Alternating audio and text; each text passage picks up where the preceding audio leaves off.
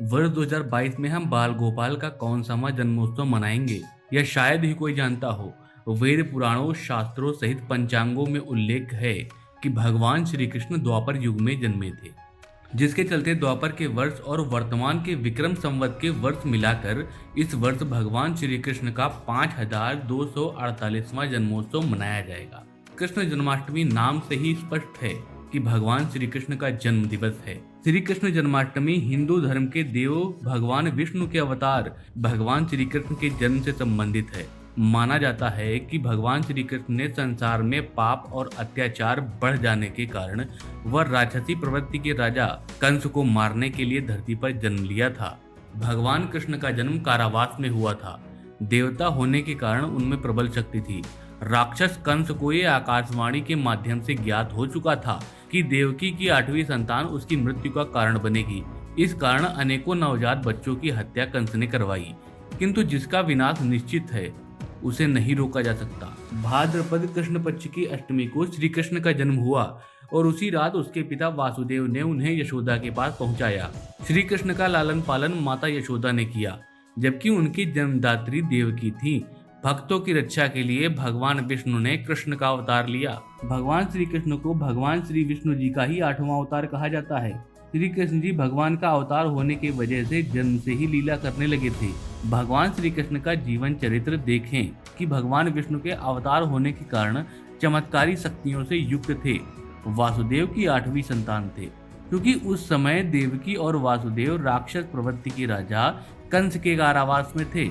अतः श्री कृष्ण जी को वासुदेव जी उसी रात यशोदा के पास छोड़ आए। इस प्रकार भगवान श्री कृष्ण जी का लालन पालन यशोदा और बाबा नंद की देखरेख में हुआ। भगवान श्री कृष्ण का अधिकांश जीवन राक्षसों से लड़ने और प्रजा की रक्षा करने में बीता। श्री कृष्ण आज जितने पूजनीय हैं उतने उस समय में नहीं थे। उन्हें मारने की साजिशों के तहत अनेकों राक्षस उनके बाल्यकाल से ही भेजे जाने लगे थे। सुकून और सुख से इतर जीवन में अनियमितता थी। अंत में श्री कृष्ण जी ने रहने के लिए द्वारिका नगरी चुनी, जहाँ एक ही द्वार था। दुर्वासा ऋषि के शापवश 56 करोड़ यादव आपस में लड़कर कटमर गए और उसी शापवश त्रेता युग वाली बाली की आत्मा, जो द्वापर युग में शिकारी थी, उसके तीर मारने से भगवान श्री कृष्ण की मृत्यु हो गई। इस प्रकार भगवान श्री कृष्ण जीवन में बचते और बचाते रहे, किंतु सुकून से भरा नहीं रहा उनका जीवन। अंततः शापवश वो मृत्यु को प्राप्त हुए। दोस्तों, आज के मॉडर्न समय में भगवान श्री कृष्ण हम सभी के लिए रहस्य बने हुए हैं। यदि हम एक अलग तरीके से जन्माष्टमी को समझने का प्रयास करें, जैसा कि श्री श्री रविशंकर जी कहते हैं कि भगवान श्री कृष्ण जीवन जीने की कला सिखाते हैं, और तो और उनके जीवन से जुड़ी कई कहानियां जो कि हमें जीवन जीने का सर्वश्रेष्ठ मार्ग दिखाती हैं। भगवान श्री कृष्ण का जन्म एक गूढ़ रहस्य। श्री कृष्ण जन्म की कहानी का भी एक गूढ़ अर्थ है। इस कहानी में देवकी शरीर का प्रतीक है और वासुदेव जीवन शक्ति अर्थात प्राण के। जब शरीर प्राण धारण करता है तो आनंद अर्थात श्री कृष्ण का जन्म होता है, लेकिन अहंकार कंस आनंद को खत्म करने का प्रयास करता है। यहाँ देवकी का भाई कंस यह दर्शाता है कि शरीर के साथ साथ अहंकार का भी अस्तित्व होता है। एक प्रसन्न एवं आनंदचित व्यक्ति कभी किसी के लिए समस्याएं नहीं खड़ी करता, किंतु भावनात्मक रूप से दुखी व्यक्ति अक्सर दूसरों को दुखी करते हैं या उनकी राह में अवरोध पैदा करते रहते हैं। जिस व्यक्ति को लगता है कि उसके साथ अन्याय हुआ है, वह अपने अहंकार के कारण दूसरों के साथ भी अन्यायपूर्ण व्यवहार करता है। जहाँ आनंद और प्रेम है, वहाँ अहंकार टिकता नहीं। अहंकार का सबसे बड़ा शत्रु आनंद है। जहाँ आनंद और प्रेम है, वहाँ अहंकार नहीं टिक सकता, उसे झुकना ही पड़ता है। समाज में एक बहुत ही उच्च पद पर विराजमान व्यक्ति को भी अपने छोटे बच्चे के सामने झुकना पड़ता है। जब बच्चा बीमार हो तो कितना भी मजबूत व्यक्ति हो, वह थोड़ा असहाय महसूस जरूर करता है। प्रेम, सादगी और आनंद के साथ सामना होने पर अहंकार स्वतः ही आसानी से ओझल होने लगता है। श्री कृष्ण आनंद के प्रतीक है, सादगी के सार हैं और प्रेम के स्रोत हैं। श्री कृष्ण माखन चोर के रूप में भी जाने जाते हैं। दूध पोषण का सार है और दूध का एक परिष्कृत रूप दही है। जब दही का मंथन होता है तो मक्खन की प्राप्ति होती है और वह ऊपर तैरता हुआ प्राप्त होता है। यह भारी नहीं बल्कि हल्का और पौष्टिक भी होता है। जब हमारी बुद्धि का मंथन होता है तब यह मक्खन की तरह हो जाती है। तब मन में ज्ञान का उदय होता है। भगवान श्री कृष्ण के सर पर मोरपंख जिम्मेदारियों का है प्रतीक। एक राजा अपनी पूरी प्रजा के लिए जिम्मेदार होता है। वह ताज के रूप में इन जिम्मेदारियों का बोझ अपने सर पर धारण करता है।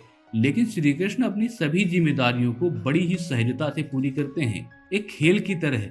जैसे किसी माँ को अपने बच्चे की देखभाल करना कभी भी बोझ नहीं लगता, श्री कृष्ण को भी अपनी जिम्मेदारियां कभी भी बोझ नहीं लगती हैं और वे विविध रंग भरी इन जिम्मेदारियों को बड़ी सहजता के साथ मोरपंख, जो कि अत्यंत हल्का भी होता है, के रूप में अपने मुकुट में धारण किए हुए हैं। कलयुग के शेष हैं 4,29,924 वर्ष। सतयुग, त्रेता युग, द्वापर युग व कलयुग के 4 चरणों का उल्लेख वेद पुराणों सहित पंचांगों में किया गया है। सतयुग की आयु 17,28,000 वर्ष, त्रेता युग की आयु 12,96,000 वर्ष, द्वापर की आयु 8,64,000 वर्ष तथा कलयुग की आयु 4,32,000 वर्ष है। विक्रम संवत के अनुसार कलयुग ने पहले चरण की 2,076 वर्ष पूरी कर ली है, जबकि कलयुग के 4,29,924 वर्ष अभी शेष हैं। नमस्कार दोस्तों, मैं हूं सौरभ और स्वागत है आपका आपके अपने चैनल द वॉरियर हिंदू में। तो दोस्तों, वीडियो को अंत तक जरूर देखिएगा और चैनल पर यदि आप नए आए हैं तो चैनल को सब्सक्राइब किए बगैर मत जाइएगा और बगल वाले बेल आइकन को जरूर सिलेक्ट करिएगा ताकि आपको ऐसी ही इंफॉर्मेशनल और मिस्टीरियस वीडियोस देखने को मिले।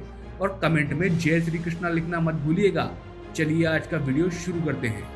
महाभारत के समय की बात है जब पांडवों ने भगवान श्री कृष्ण से कलयुग के बारे में चर्चा की और कलयुग के बारे में विस्तार से पूछा। वह जानने की इच्छा जाहिर की कि कलयुग में मनुष्य कैसा होगा, उसके व्यवहार कैसे होंगे और उसे मोक्ष की प्राप्ति कैसे होगी।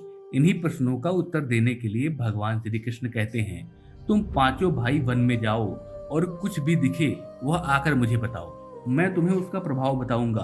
पांचों भाई वन में गए।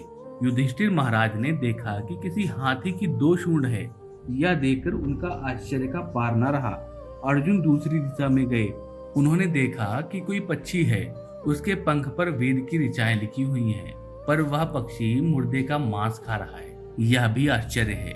भीम ने तीसरा आश्चर्य देखा कि गाय ने बछड़े को जन्म दिया है और बछड़े को इतना चाट रही है कि बछड़ा लहूलुहान हो जाता है। सहदेव ने चौथा आश्चर्य देखा कि 6-7 कुएं हैं और आपस में कुओं में पानी है, किंतु बीच का कुआं खाली है। बीच का कुआं गहरा है, फिर भी पानी नहीं है। पांचवें भाई नकुल ने भी एक अद्भुत आश्चर्य देखा। एक पहाड़ के ऊपर एक बड़ी शिला लुढ़कती हुई आती है। कितनी ही अन्य शिलाओं के साथ टकराई पर वह रुक न सकी। अंत में वह एक अत्यंत छोटे पौधे को स्पर्श करते ही स्थिर हो गई। पांचों भाइयों के आश्चर्य का कोई पार न रहा। शाम को वो भगवान श्री कृष्ण के पास गए और अपने अलग अलग दृश्यों का वर्णन किया। युधिष्ठिर कहते हैं, मैंने 2 सूंड वाला हाथी देखा और मेरे आश्चर्य का कोई पार न रहा।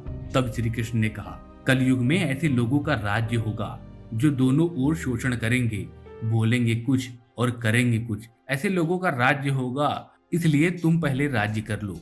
अर्जुन ने आश्चर्य देखा कि पक्षी के पंखों पर वेद की ऋचाएं लिखी हुई हैं और पक्षी मुर्दे का मांस खा रहा है।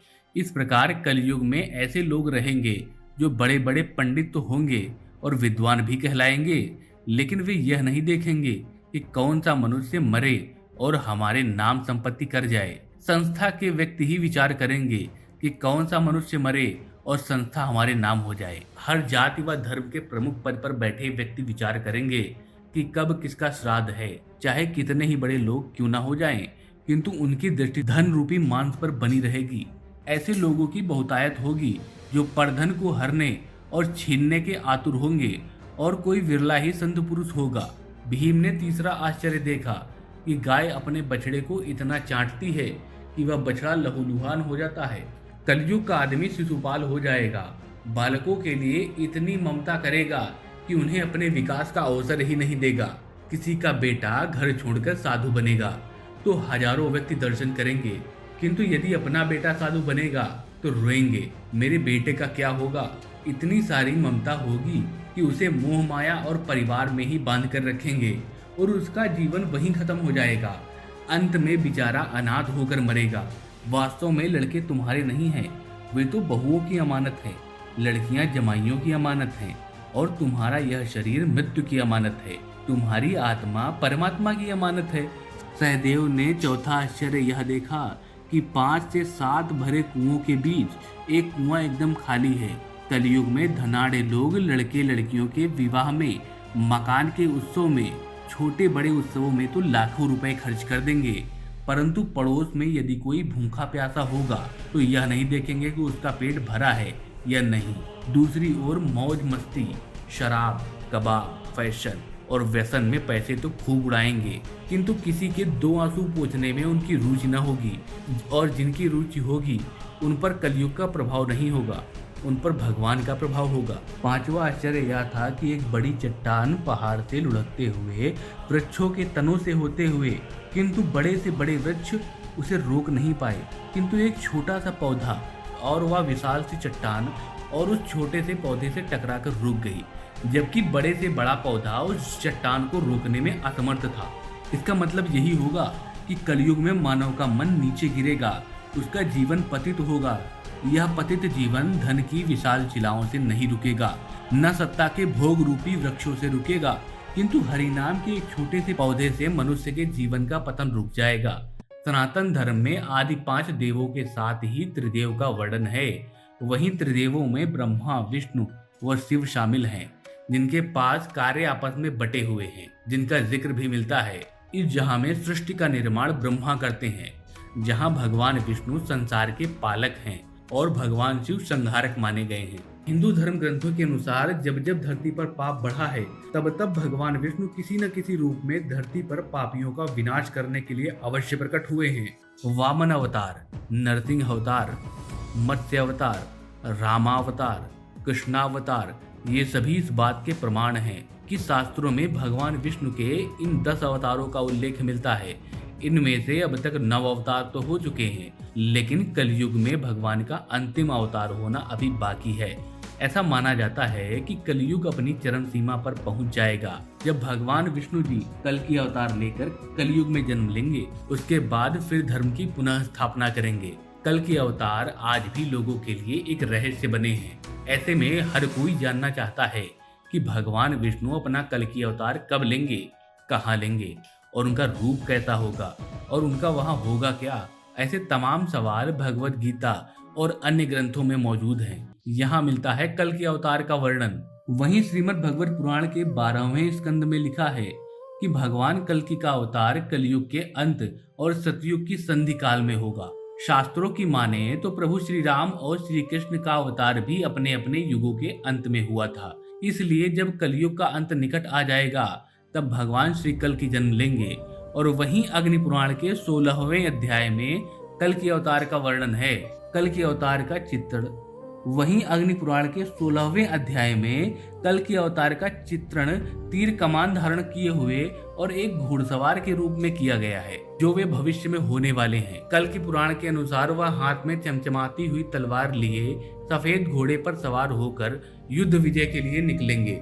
सनातन धर्म के ग्रंथों में कल के अवतार से संबंधित एक श्लोक का उल्लेख मिलता है, जो यह दर्शाता है कि कलयुग में भगवान कल्कि का अवतार कब और कहाँ होगा और उनके माता पिता कौन होंगे।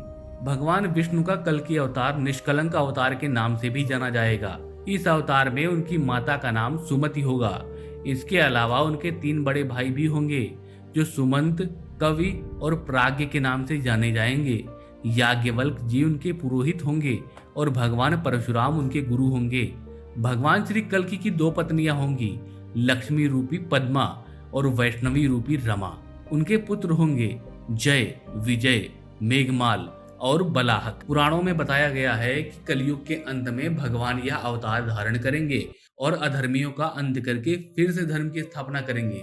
अभी कलयुग का कुछ ही समय बीता है, इसलिए माना जाता है कि अभी इस अवतार के होने में बहुत समय बाकी है। कल के पुराण के अनुसार भगवान श्री विष्णु कल के रूप में अवतार लेंगे, लेकिन कल के अवतार कलयुग व सतयुग के संधि काल में होगा। यह अवतार 64 कलाओं से युक्त होगा।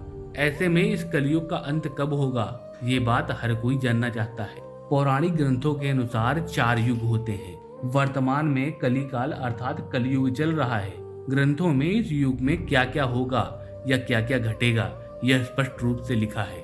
और कई महान साधु, दिव्य दृष्टा, जिनको भगवान की दिव्य दृष्टि प्राप्त थी, वह अपने ग्रंथों में भविष्य लिख कर गए हैं, जो कि संस्कृत भाषा में लिखा है और एक अलग सी डिकोडिंग भाषा में लिखा है, जिसे समझना काफी मुश्किल है। इसे केवल कोई सिद्ध ही समझ सकता है। विष्णु पुराण के जानकार मानते हैं कि जैसे जैसे कलयुग आगे बढ़ेगा, वैसे वैसे भारत की गद्दी पर वेद विरोधी लोगों का शासन होने लगेगा। ऐसे लोग होंगे जो जनता से झूठ बोलेंगे और अपने कुतर्कों द्वारा एक दूसरे की आलोचना करेंगे, जिनका कोई धर्म नहीं होगा। ये सभी विधर्मी होंगे। ये सभी मिलकर भारत को तोड़ेंगे और अंततः भारत को एक अराजक भूमि बनाकर छोड़ेंगे। भागवत पुराण में लिखा है कि सभी वेदों को छोड़कर मनुष्य संस्कार शून्य हो जाएंगे।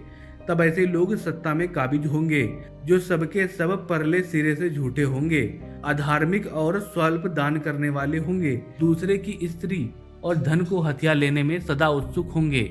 ना तो इन्हें बढ़ते देर लगेगी और न घटते। इनकी शक्ति और आयु थोड़ी सी होगी। राजा के वेश में ये म्लेच्छ ही होंगे। छोटी सी बात को लेकर ही ये क्रोध के मारे आग बबूला हो जाएंगे। वे लूट खसोट कर अपनी प्रजा का खून चूसेंगे।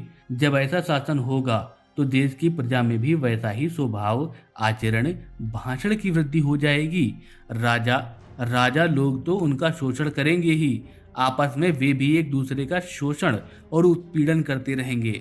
अंततः सबके सब धीरे धीरे नष्ट होते रहेंगे। भविष्योत्तर पुराण द्वारा ब्रह्मा जी ने कहा, हे नारद, भयंकर कलयुग के आने पर मनुष्य का आचरण दुष्ट हो जाएगा और योगी भी दुष्ट चित्त वाले होंगे। संसार में परस्पर विरोध फैल जाएगा और विशेषकर राजाओं में चरित्रहीनता आ जाएगी। देश विदेश और गांव में कष्ट बढ़ जाएंगे। संत जन दुखी होंगे। अपने धर्म को छोड़कर लोग दूसरे धर्म का आश्रय लेंगे। देवताओं का देवत्व नष्ट हो जाएगा और उनका आशीर्वाद भी नहीं लगेगा। मनुष्यों की बुद्धि धर्म के विपरीत चली जाएगी। महर्षि व्यास जी के अनुसार कलयुग में मनुष्यों का वर्ण और आश्रम संबंधी प्रवृत्ति नहीं रहेगी। वेदों का पालन कोई नहीं करेगा। कलयुग में विवाह धर्म को नहीं माना जाएगा। शिष्य गुरु के अधीन नहीं रहेंगे। पुत्री भी अपने धर्म का पालन नहीं करेगी। कोई किसी भी कुल में पैदा क्यों ना ही हुआ हो, जो बलवान होगा वही सबका स्वामी होगा। सभी वर्णों के लोग कन्या बेचकर निर्वाह करेंगे। कलयुग में जो भी किसी का वचन होगा वही शास्त्र माना जाएगा। कलयुग में थोड़े से धन से मनुष्यों का बड़ा घमंड होगा। स्त्रियों को अपने केशों पर ही रूपवती होने का गर्व होगा। कलयुग में स्त्रियां धनहीन पति को त्याग देंगी। उस समय धनवान पुरुष ही स्त्रियों का स्वामी होगा। जो अधिक देगा उसी मनुष्य को वह अपना स्वामी मानेंगी। उस समय लोग प्रभुता के कारण ही संबंध रखेंगे। द्रव्य धनराशि घर बनाने में ही समाप्त हो जाएगी। इनसे दान पुण्य के काम नहीं होंगे और बुद्धि धन के संग्रह में ही लगी रहेगी। सारा धन उपभोग में ही समाप्त हो जाएगा। कलयुग की स्त्रियां अपनी इच्छा के अनुसार आचरण व हाव भाव व विलास में लीन रहेंगी। अन्याय से धन पैदा करने वाले पुरुषों में उनकी आसक्ति होगी। कलयुग में लोग सदा सबके लिए समानता का दावा करेंगे। कलयुग की प्रजा बाढ़ और सूखे के भय से व्याकुल रहेगी। सबके नेत्र आकाश की ओर टकटकी लगाए देखते रहेंगे। वर्षा न होने के कारण मनुष्य तपस्वी लोगों की तरह पत्ते खाकर अपना गुजारा करेंगे और कितने ही तो आत्महत्या कर लेंगे। कलयुग में सदा अकाल ही पड़ता रहेगा। सब लोग हमेशा किसी न किसी क्लेशों से घिरे रहेंगे। कलयुग आने पर राजा प्रजा की रक्षा नहीं कर सकेंगे, बल्कि राजा प्रजा को लूटने का बहाना ढूंढते रहेंगे और उनके धन का अपहरण करेंगे। अधम मनुष्य संस्कारहीन होते हुए भी पाखंड का सहारा लेकर लोगों को ठगने का काम करेंगे। उस समय पाखंड की अधिकता व अधर्म की वृद्धि होने के कारण लोगों की आयु कम होती चली जाएगी। लोग ऋण चुकाए बिना ही हड़प लेंगे और जिसका शास्त्र में कहीं विधान नहीं है, ऐसे यज्ञों का अनुष्ठान किया जाएगा। मनुष्य अपने को ही पंडित समझेंगे और बिना प्रमाण के ही सब कार्य करेंगे। तारों की ज्योति फीकी पड़ जाएगी। दसों दिशाएं विपरीत होंगी। श्रीमद् भागवत के 12 स्कंद में कलयुग के बारे में श्री सुखदेव जी परीक्षित से कहते हैं, जो जो घोर कलयुग आता जाएगा त्यो त्यो उत्तरोत्तर धर्म, सत्य, पवित्रता, क्षमा, दया, आयु, बल और स्मरण शक्ति का लोप होता जाएगा। कलयुग के अंत के समय बड़े बड़े भयंकर युद्ध होंगे। भारी वर्षा, प्रचंड आंधी व जोरों की गर्मी पड़ेगी। लोग दूसरों की खेती काट लेंगे, कपड़े चुरा लेंगे, पीने का पानी व सामान, पेटियां भी चुरा लेंगे। चोर अपने ही जैसे चोरों की संपत्ति चुराने में रुचि लेंगे। हत्यारों की भी हत्या होने लगेगी। लोगों की आयु भी कम होती जाएगी। कलयुग के 5000 साल बाद गंगा नदी सूख जाएंगी और पुनः बैकुंठ धाम लौट जाएंगी। जब कलयुग के 10,000 वर्ष हो जाएंगे तब सभी देवी देवता पृथ्वी छोड़कर अपने धाम लौट जाएंगे। इंसान पूजन कर्म, व्रत, उपवास और सभी धार्मिक काम करना बंद कर देंगे। एक समय ऐसा आएगा कि जमीन से अन्न उपजना बंद हो जाएगा और पृथ्वी जलमग्न होने लगेगी। जिस समय कल की अवतार आएंगे उस समय मनुष्य की आयु काफी घट चुकी होगी। तो दोस्तों, भगवान श्री कृष्ण के जन्म व कलयुग के रहस्यों पर आधारित यह वीडियो आपको कैसी लगी, कृपया हमें कमेंट बॉक्स में जरूर बताइएगा। और ऐसी इंफॉर्मेशनल और मिस्टीरियस वीडियोस देखने के लिए हमारे चैनल को जरूर सब्सक्राइब करिएगा और वीडियो को शेयर करना ना भूलें। जय हिंद, वंदे मातरम।